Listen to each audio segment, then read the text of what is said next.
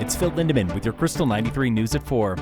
This moody spring storm, it's panning out almost exactly as predicted for Summit, with hardly anything sticking around here in town, but we do have several inches up high. Snow stake at A-Basin showing more than 6 inches since midnight, and it's still snowing up there. Uphill travel at A-Basin, it is closed tomorrow and Wednesday for postseason cleanup and catwork on the mountain.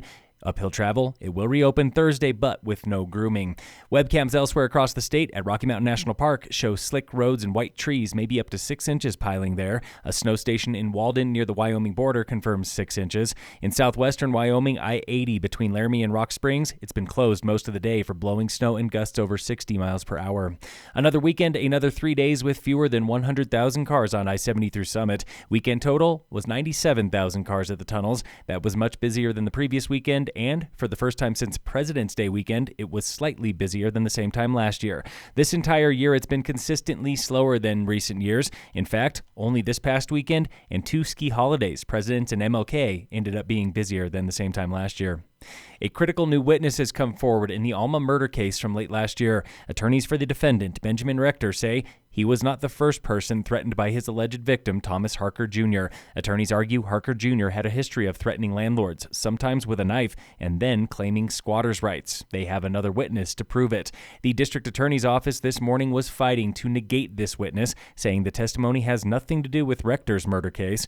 The judge, though, did not buy that argument. She believes it is critical for the jury to hear. She also believes word has gotten out about this case. Park County is calling upwards of 400 potential jurors to make sure it will go forward as scheduled next month.